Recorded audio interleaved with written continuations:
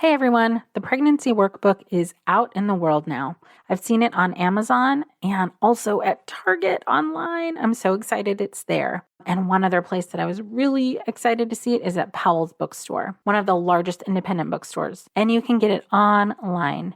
For those of you who have the pregnancy workbook already, I would absolutely love a review from you. The more reviews we get, especially on Amazon, the higher it gets in the rankings and the longer it will stay visible on the front page for people who need it most. I'd love to hear what you think of the book. Either post a review on Amazon or even if you just want to send me a message and tell me what you think, I would love to hear your thoughts. Thank you so much for supporting the book so that the book can support others.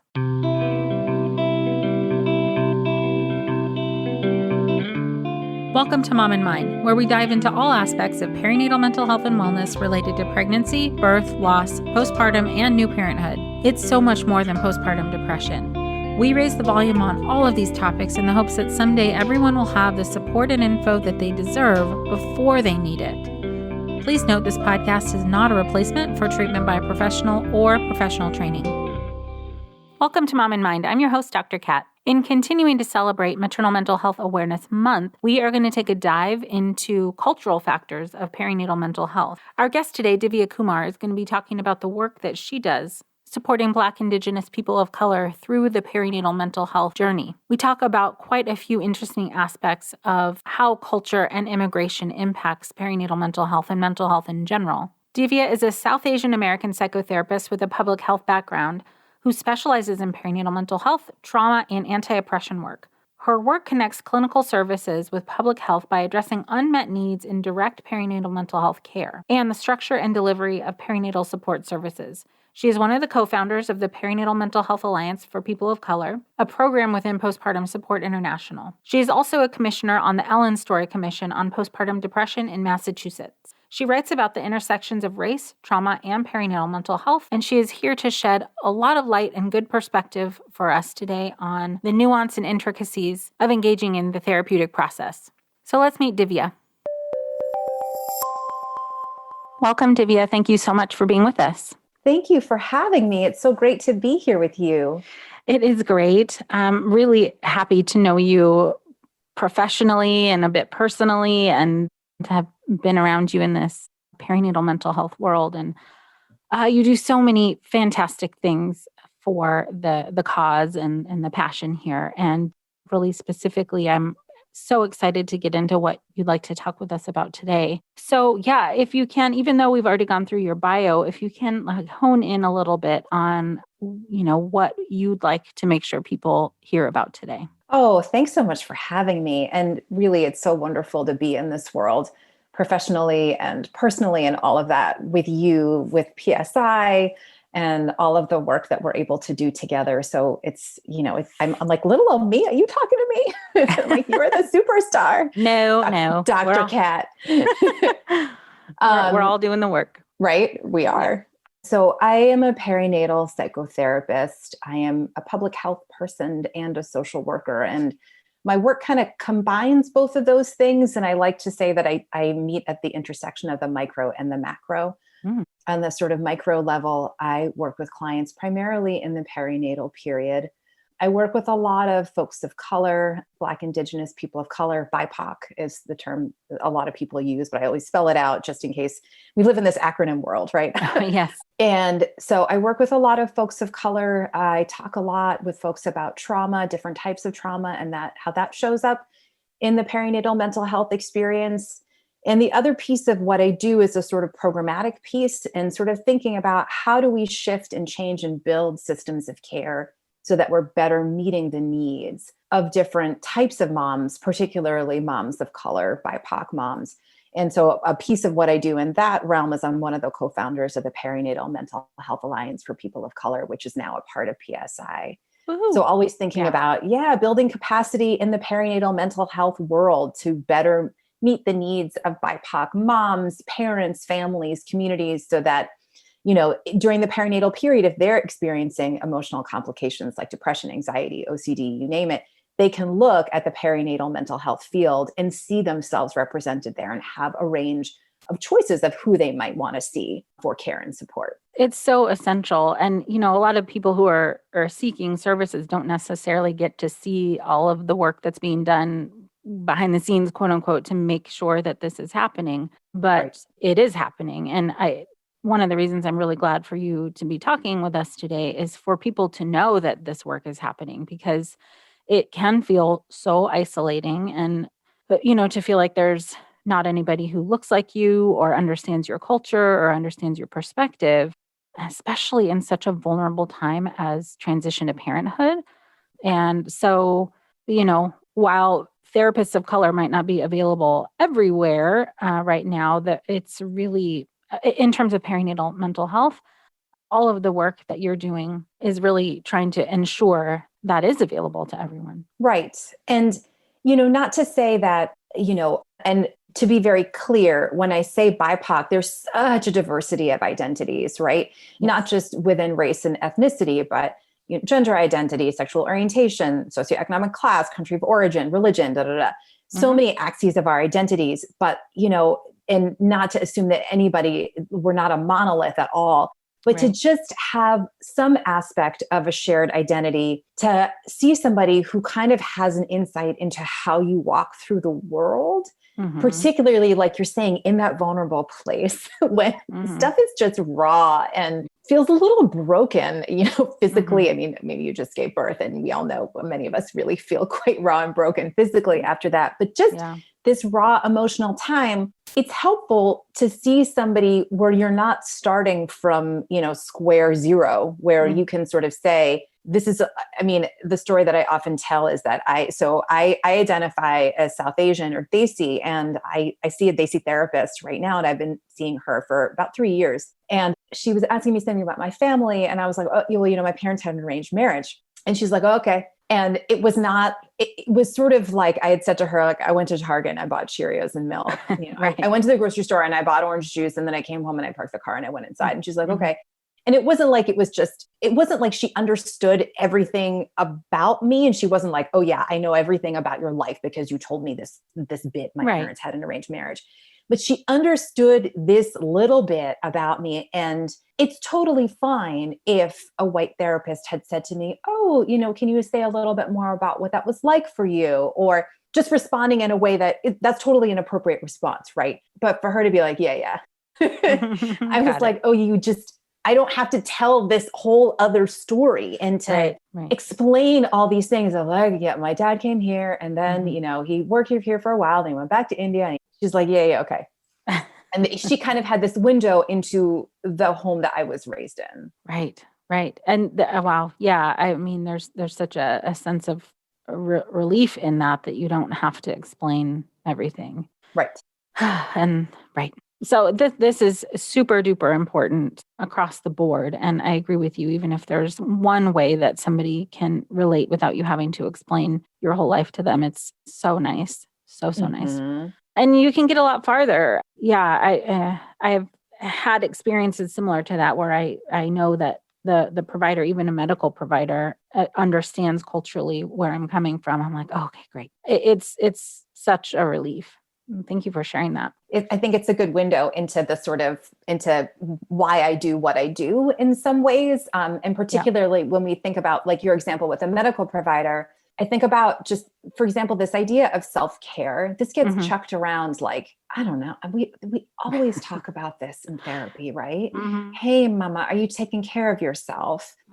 And so I think a lot about when we think about culture and we think about cultural narratives, I think about our thoughts, our beliefs, our ideas, our feelings. They're all tied together with narratives and with stories, right? So what's the story we tell ourselves about ourselves? What's the story we tell ourselves about what's happening, about our behavior, about our families? Where do we learn all this stuff, right?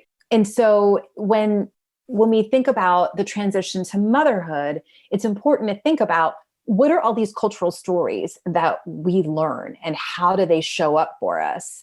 And I'll put a pin in the self-care thing because I feel like that's like a thread that I can pull through this whole discussion. Right. But like the cultural narratives we were raised with, we carry with us, they're going to influence how we see ourselves, how we understand motherhood.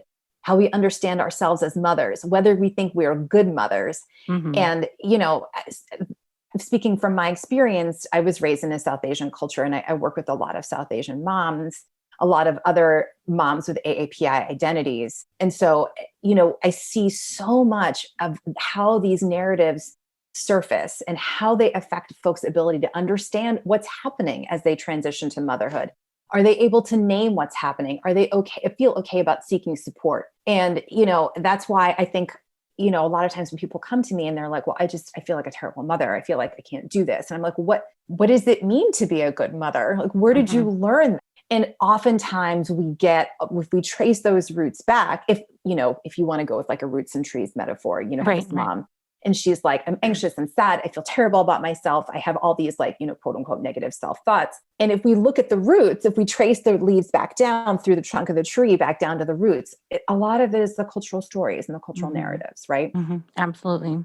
Yeah. How do you find that this particular discussion supports or enlightens people when they're realizing how much the cultural narrative plays a part in how they view themselves? Oh my gosh, it is so validating. Mm-hmm. It's a whole range of feelings. Mm-hmm. And the first one is to just have it named for them. If I can mirror, and this is the time where it's interesting when we think about how we're trained as clinicians. I'm a social worker. And so I was trained to, with a mindful use of self, like when am I going to put myself in the room or, in the Zoom as it were, because we're all zoomy all day long, right? Yep. There is no room. There is just a Zoom. But when am I going to join with a client and use the pronoun we and say like, yeah, let's think about what we learned. Mm-hmm. And when I name things like, gosh, we were brought up with this normalization, the glorification of struggle and suffering, especially for women. We kind of grew up thinking that this is what it means to be a good mother, to be a good wife, this like long suffering, accommodating, love is sacrifice. We put our family, we put other people first, even if at our own expense. We always are going to take care of our children first. We're never going to focus on our own needs. This idea, like, and this is a self-care little thing here too. We were raised that it is selfish to think about yourself. Right. And, I remember my own mother being like, oh, we're not like Americans. They just think about themselves. We take care of our families. Right. We're family oriented people. We think about our children first. So if we go to a therapist or to a medical provider and that person's like, oh, you got to take care of yourself. What are you doing for self-care? And I have even said this to some AAPI clients or even clients who have other BIPOC identities who maybe are children of immigrants. And I'm like, so what are you doing to take care of yourself? And they're like, psh. And they will literally laugh at me. And they'll be like, oh my God, are you going to give me that white people nonsense? And I'm like, oh, what is that? What is this white people nonsense? Where did we learn this? And I will sort of laugh and be like, okay, yeah, I get you. And so where did we learn that it was nonsense? Like, what's that narrative? Where did we learn it? And then tracing their like snarky white people nonsense comment, like back down through the tree trunk. Where are the roots? Chances are it's in culture. It's in a narrative that we learned at home. Yeah, absolutely. I think, my assumption is, and I'm going based off of my assumption and some things that I know, is this is really especially difficult for first generation folks who are straddling essentially two cultures. Oh yeah. Where, there's still maybe a hope or a need to make your own parents proud and feel good about the parenting that you're doing. And so if you're breaking away from what's culturally normative for wherever home is, immigration home is, then it can bring tension to the family if you're doing something different. Oh, on so many levels. And I see this so often, particularly if family are going to come and stay after a baby's born. And of course, COVID has impacted so much. Oh yeah. That's the flip side of it is that sometimes people were hoping that their families are going to come and they were going to engage in any sort of cultural rituals. Yeah. And sometimes that can't happen, which is a whole other layer of grief and loss. Yeah. But I think, so there's a couple pieces to the first gen piece. Mm-hmm. One piece is this, and I'm first generation, I'm a child of immigrants. There's a lot of narratives, again, around this struggle and suffering. It's so powerful, this narrative. And many of us were raised with this, like, we came here with nothing, so you could have everything and you should be grateful for everything Right. you have. Right. Yep. And the intergenerational trauma of colonialism and war, forced migration, there's people who are like, right, my foremothers had babies and nursed them while they were fleeing from oppressive governments. How many times were we told, like, we went through so much to get here. You are so lucky. You are so lucky. Yeah. This is our legacy, right? We are lucky. You have food, you have a home, you have school, you have everything. You have everything. You have everything because we sacrifice so much. So the only feeling that in the world that you are ever going to experience is gratitude. Right. There is no room at all for anything else because everything is a hard thing. And if you're going to play the oppression Olympics, you will lose every single time because you're not fleeing from an oppressive government while giving birth. Yeah, absolutely. Right? You cannot win that. Nope. No. And I often have to say, I'm like, okay, so nobody wins the oppression Olympics. And the worst thing you know is the worst thing you know, and your pain is valid. And I hit a brick wall here a lot because people are like, but how can I? I can't. I feel so guilty. I feel so guilty. And because many of our parents or grandparents, they had to just white knuckle, right? There's just cut it out. I mean, my dad, I think, will literally say, well, I came here and you have to pull yourself up by your bootstraps. And I'm like, literally, this is a meme. Right. And so what happened when we see moms who are like, well, I'm struggling, so I just need to try harder. That narrative of just work harder, just try harder. You have to work harder. Just keep going. We all know that this creates more self-blame for somebody who has anxiety and OCD. This is my fault. I need to try harder. Oh my God. I'm not, this is not the same thing as studying for an exam or getting a promotion. No. And again, this is the reason why having somebody who understands this cultural stuff is going to be helpful because you go to somebody and what are they going to throw at you? They're going to give you Winnicott and they're going to say like, oh, but there's this idea of a good enough mother. And that, of course, I'm all for Winnicott. Yes, old white dude. I'm yes. Preach your truth. But like they see moms be like, we don't do good enough. I need to get an A+. And I'm being a little bit tropey and reductionist, but again, this good enough. That's not how we were raised. For sure. Yeah. And also still the difficulty across the board with A+ is that like sometimes that's a moving target. And also there is no A+. Like it's not like you reach a place and you get there. Right.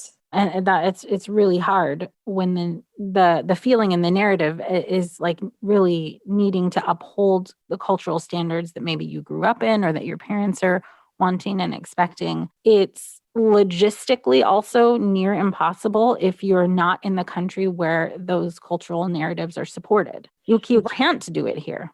Right. And that loops back to your other piece of the sort of taking steps away from that culture of origin, because like this A+ idea, kind of like, where did that come from? Is that really what you want? And they're like, well, that's what I was raised with. And, okay.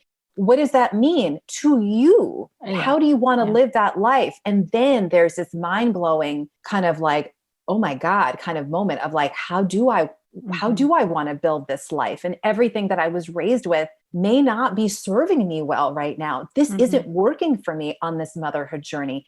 How do I decide what mothering looks like for me? Right. Without a model? And that is very hard. And that's where I'm kind of like, yes, we look at our mothers and how they came here and the standards that they were raised with and how they chose to live their lives. And it may or may not work for us. And then we look at people who are white identifying, whose families have been here for generations, and they may not have grown up with these narratives, and they seem a little bit less, not encumbered by the same stuff that we are. And we have to figure out how to put all this together. And we're constantly bushwhacking a new path with parenting. And I think it can be very exhausting and it's hard. Yeah, it is. And I'm also thinking about people who, I have a couple of people in mind specifically, of people who have immigrated here themselves, married somebody from here, again, the US being here, and are from different cultures themselves, and don't, especially during COVID right now, don't have their mother figures around, Right. and are now having their own child who's first generation here. And what are you seeing in those dynamics when it's the mother themselves who has immigrated? Oh, I think there's so much grief and loss. There's such profound grief and loss at not being able to continue with certain cultural practices. And again, it's this sort of bushwhacking process of figuring out, oh, I can't do everything the way I was raised. And sometimes that's good. Sometimes they were like, I was raised with some toxic stuff. I don't want to perpetuate all of this. I'm not able to make all the same foods. I'm not able to practice the same religious rituals. I love my partner so much, but they're not, I have to even teach them what does this mean? What does this ceremony mean? Why do I want to do all this stuff? Why is it important to me? Yeah. So with any assimilation, acculturation, there are these pieces of loss that I think are important to recognize and name and grieve as appropriate. That the whole process of assimilation and acculturation also, I think, anyways, in what I was taught in grad school, I suppose, is that, assimilation is gold standard, which I don't necessarily believe that that's true. Right. That I think in order to kind of cope and deal, yes, there's to some extent assimilating into the culture you live in is important, but what does that do to what you want to keep upholding as a new parent and traditions that you want to pass on to your child?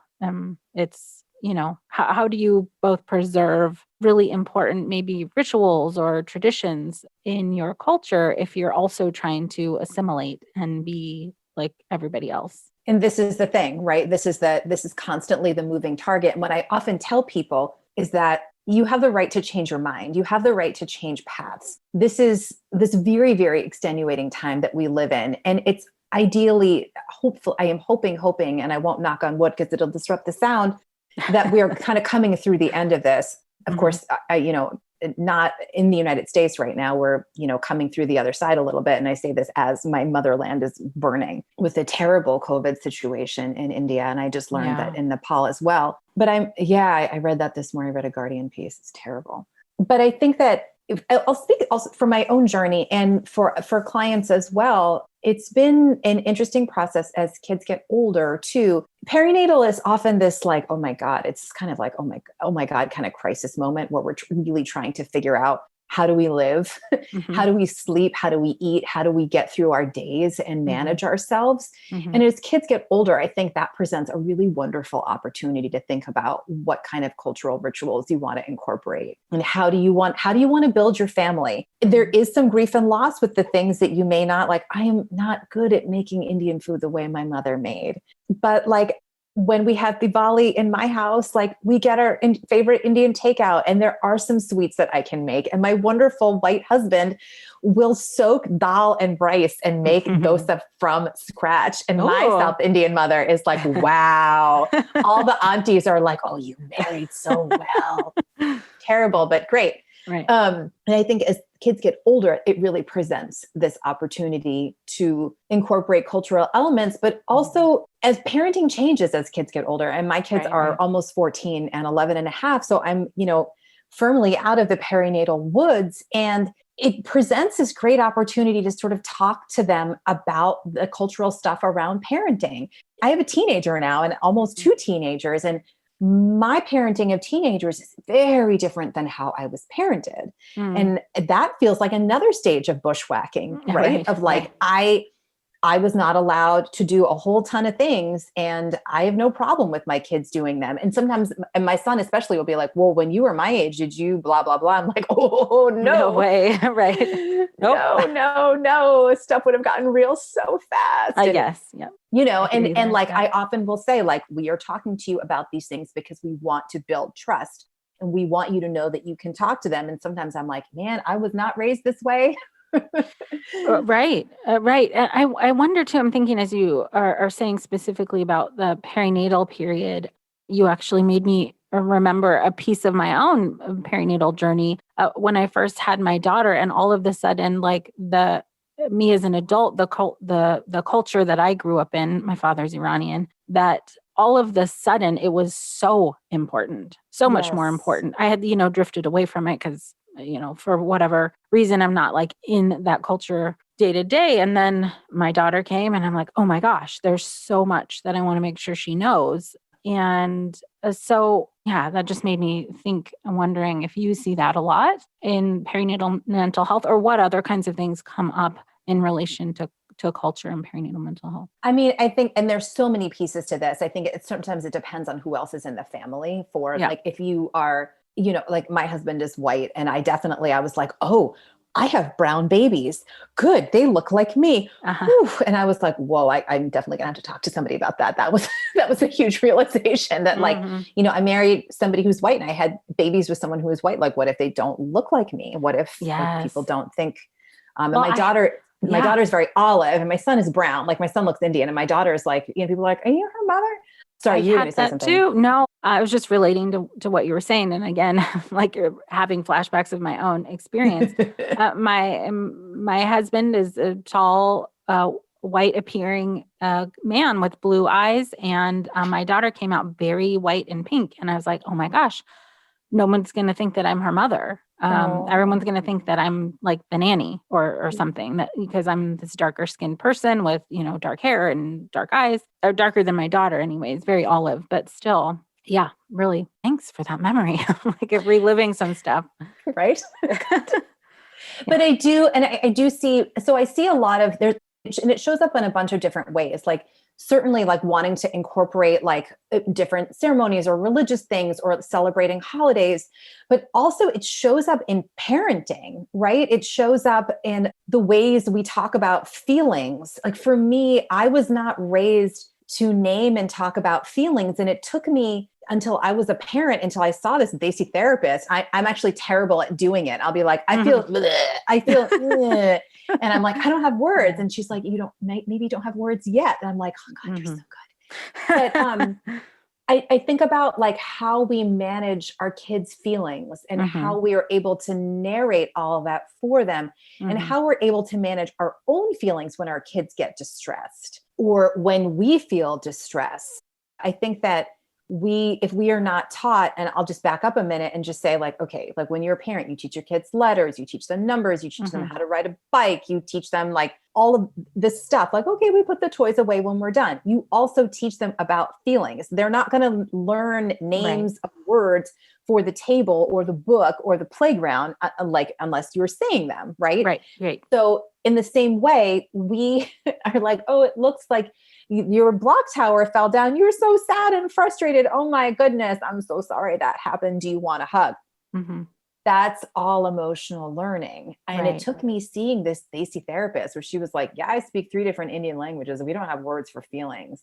And I didn't get Indian languages from my parents for a whole bunch of reasons, but I was like, oh, this is so interesting. She was like, we literally don't have a lot of words for feelings. The word for sad is the word that we use. She speaks of 3 North Indian languages. She was like, the word for sad is the word that we use when somebody has died. It's not like I'm sad because the store is closed. I'm sad because it's raining and we can't go play. Right. If we don't have words, we can't name this stuff. And so it's a lot of us didn't grow up with these words, so we can't name our feelings for ourselves. So it's harder for us to say, I feel really upset right now. I feel really sad that I'm not having the motherhood experience I thought I would have. I feel very angry that things aren't going the way that I thought that they were going to go, or whatever it is, right? We don't have that experience. We don't have those words. And so instead, we somaticize and we feel this like body-based anxiety, or we feel shame, or we just know that something is wrong and we are internalizing it as like, I'm doing it wrong. There must be something wrong with me, rather than I am having a feeling. It is a thing that is happening to me. I am recognizing it and I know that it will pass. We just can't DBT ourselves that way, right? Right. So I think it's important I want to sort of name for moms of different cultural backgrounds, BIPOC moms, first-gen moms, thinking about how these cultural narratives interact with perinatal mental health, because that's a lot of what I see. again, I come back to what is the story you're telling yourself about yourself and about what's happening? And again, coming back to this gratitude piece that we learned, like, well, I have a house and I have clothes and I have food. What do I have to be sad about? Yeah. We often internalize that and we turn this into, I have this healthy baby, I have a house, I have a job, etc. What do I have to be sad about? And then it sort of morphs into this, if I'm sad, mad, numb, disconnected, anything but happy, then there must be something wrong with me. Right. And maybe people in our lives, our family members, whether they're here, whether they're not, maybe they came and we're having this wonderful time with them. Maybe they reinforce this and say, oh, your baby's healthy. You have everything is okay now. Right. What's the problem? What are you crying about? There's no point in crying. Your baby's healthy. Baby's here. What's the problem? Everything's okay. Yep. There isn't this, we technically, we have it all, right? We have the healthy baby. This is what we wanted from day one.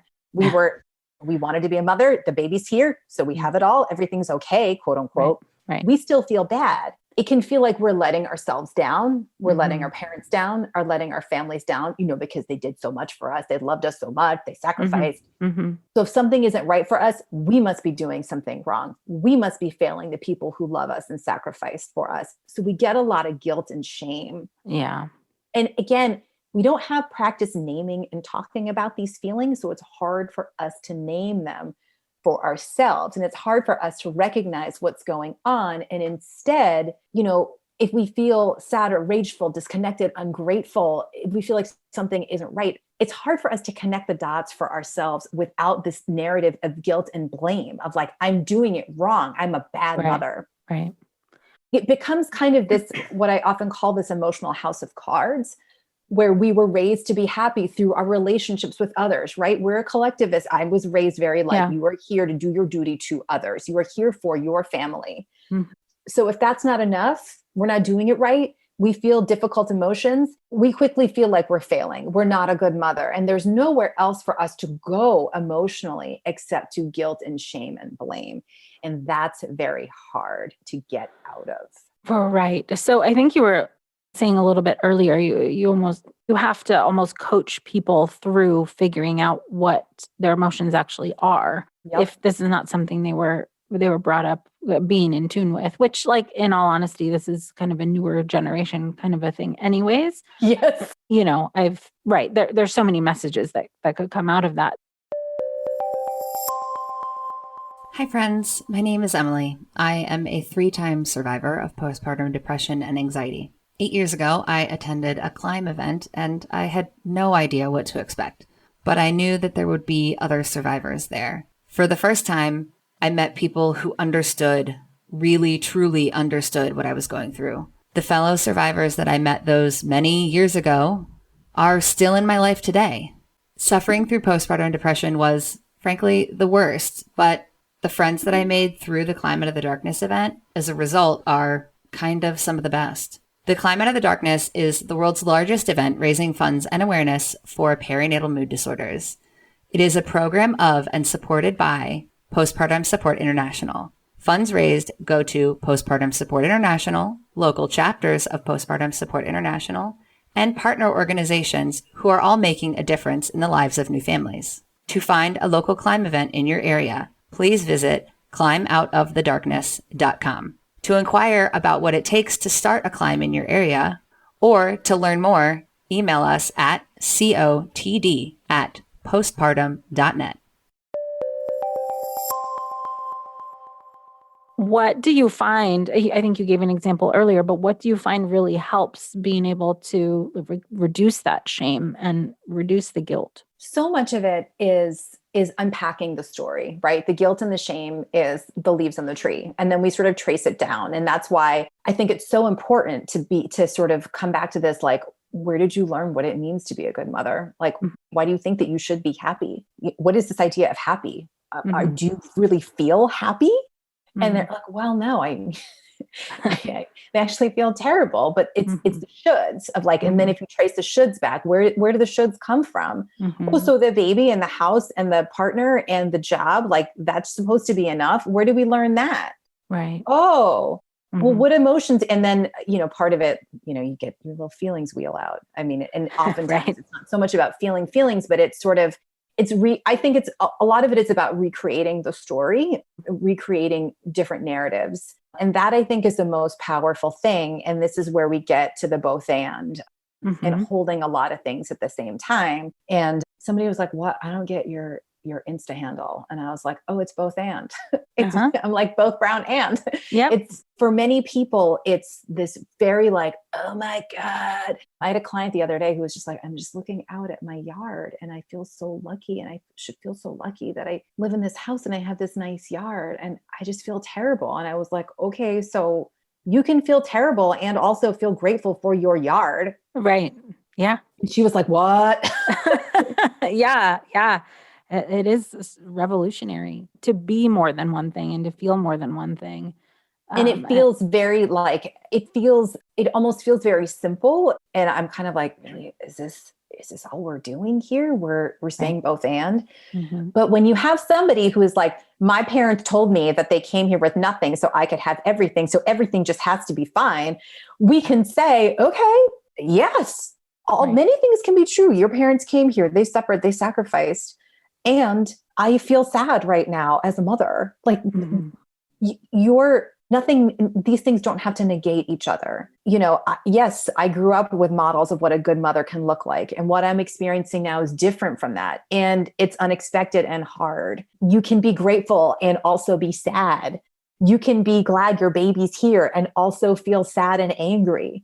You can take care of your baby and also take care of your own needs. I'm curious how if somebody's coming in and they know they don't feel well, but they don't know what's going on, but there's, let's say, to use, it's not the best thing to use, but sometimes we have to for insurance purposes and whatnot, is to use a DSM diagnosis or an ICD-10 diagnosis. So if somebody is finding out, for instance, that they have like a clinical depression or a clinical level anxiety, how do you see that playing out culturally in terms of having this label or diagnosis or whatever you want to call it? Oh gosh, that is such a long rant. Yeah, I know. It's so God. And it was ironic, and I'll share with you is that my laptop is propped up on my DSM because like in our Zoom worlds, like you need to be, I was like, oh, the laptop really needs to be at the right height. Otherwise I have neck and back and shoulder pain. Absolutely. Welcome to mid 40s, friends. It's on the DSM and the DBT therapy skills workbook. Nice. Both and. Right. Both and. So I could talk about both and, right? And I think I have such a love-hate relationship with that book because we know that all of these things are these quote unquote disorders or conditions are going to look different in different cultures. Yeah. This idea of what is it to be happy? What is it to be depressed? Like these are all constructs. They're constructed by somebody so that insurance will pay for treatment. And I know that there are many therapists who are like, I do not use insurance because I will not I will not work with this system that is based on some hegemonic idea of quote unquote health and quote unquote illness. And it's all messed up and I don't want to do it. Right. So we have to make a decision. I'm kind of like, I want to be able to see people who can use their insurance because paying out of pocket is really hard. Right. And I don't make those decisions where I work anyway, but I often try to not, I often will say like, we can call whatever's happening, whatever you want to call it. And whatever I put on your form for billing purposes is just a whole other thing. And I just compartmentalize the hell out of it. But again, like, what does it mean to be happy? Being happy is this idea that's going to look different everywhere. And we hear it all the time, like happy mommy, happy baby. I'm like, what in fresh hell does that mean? Right. What does it mean? And I have to say it because we throw this around in our professional world, like happy mommy, happy baby. I'm like, that is some Western stuff. That is not how I was raised. It is like, you have done your duty if you have done everything you can to make sure your family is well. Happy mommy? What is that? Like literally somebody said that to me and I'm pretty, I assimilated a lot. I have a lot of proximity to whiteness. I rejected a lot of stuff from my own culture. That's a whole other thing. Right. And, I'm postpartum and some white doctors like, well, happy mommy, happy baby. And I was like, oh, that is not how I was raised. You were talking when you started about working sort of between the micro and the macro. And that I think includes systems as well. The individual, not versus the system, but how they interact with the system. And yes, there are these systems set up for whatever reasons, lots of reasons for diagnoses and whatnot, to be able to classify and understand things. And it's sort of like using shorthand. Yes. Like the diagnosis of depression or saying that you're happy means, it can mean many different things, but I love that you are refocusing on what that means for that person and that person in their world. Because ultimately that's where they're living every day. It's not Right. They're not living based off of like a construct or a diagnosis. They're not living in the DSM. And again, like, I think that's the profound piece of like, what can be very hard is like, I was raised to want all of this, and now I have this and I'm not happy. I feel very anxious. I feel very inadequate. I feel very sad, but I have this baby and I don't know how to square those things. And this idea of like, I'm just supposed to sacrifice. I'm supposed to do everything because that's what was modeled for me. I'm like, okay, well, is it working for you? Well, no, but that's what I'm supposed to do.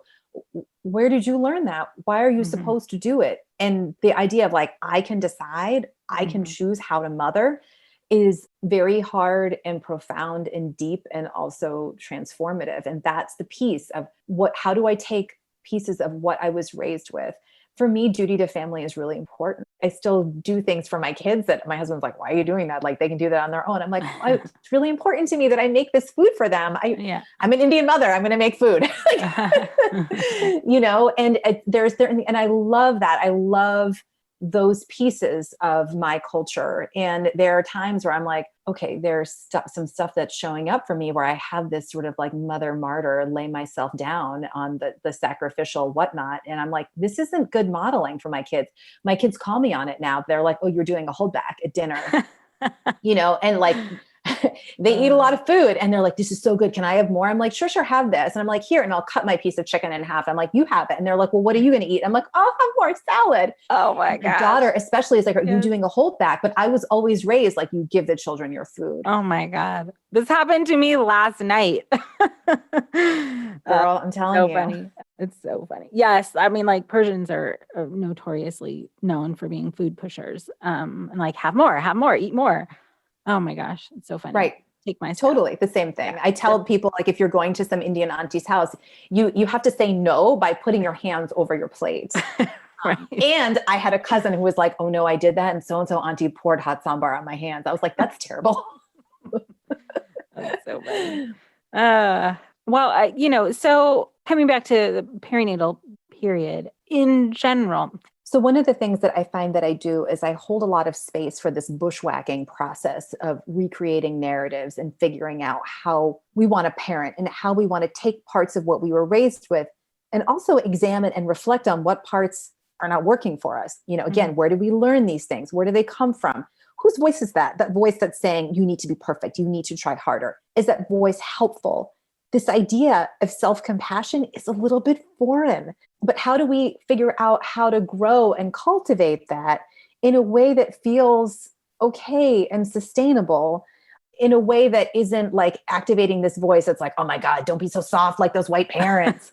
Because self-compassion is important. And this like go harder, work harder, push is not working for us. And if we realize that, then what do we do? How do we make a shift and make a change in a sustainable way? So I feel like it's some like do as I say, not as I do, but it's like do as I do it with you. And this process and that's when I can join with someone and be like, hey man, I'm figuring this stuff out too. It's hard. Yeah. So that's the last bit I wanted to throw in there.